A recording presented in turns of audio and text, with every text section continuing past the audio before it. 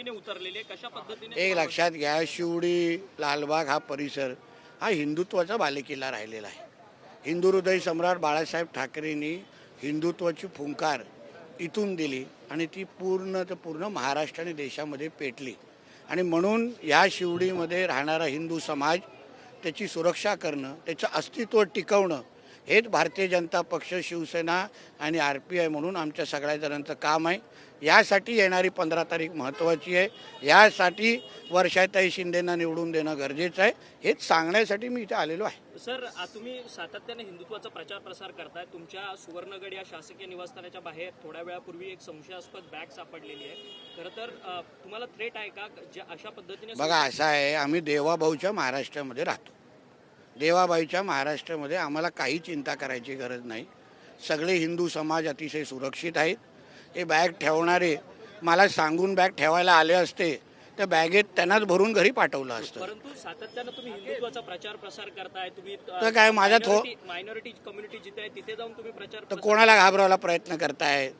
त्यांना माहीत नाही माझं पूर्ण नाव नितेश नारायण राणे आहे. आणि म्हणून ह्या बॅगा बिगा करण्याचे हे फालतू गोष्टी माझ्याकडे ठेवायचं नाही. नाहीतर बॅग अशा जागी ठेवीन ते उरले सुरले पण संपतील. म्हणून माझ्याबरोबर हे सगळे प्रकार नको. आम्ही माझे पोलीस खातं आणि सरकार म्हणून आम्ही पूर्ण पद्धतीने या सगळ्या गोष्टीवर लक्ष ठेवू नये.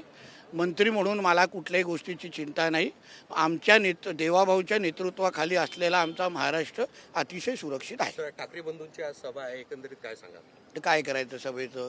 अनेकदा भाजपवर त्यांनी आरोप करतायत. दुसरं काम काय त्यांना? आज भारतीय जनता पक्ष आणि हिंदू समाज आणि शिवसेना आमच्या शिंदे साहेबांनी ह्यांच्यावर टीका केल्याशिवाय काय काम आहे?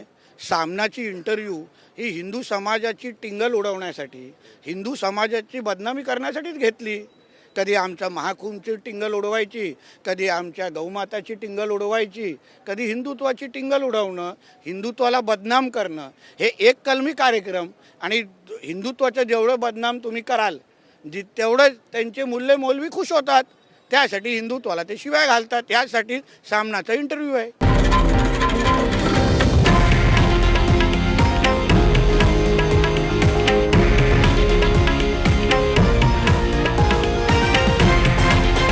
हे आहे देशातील नंबर 1 न्यूज नेटवर्क आणि आपण पाहत आहात TV9 मराठी, एकमेव.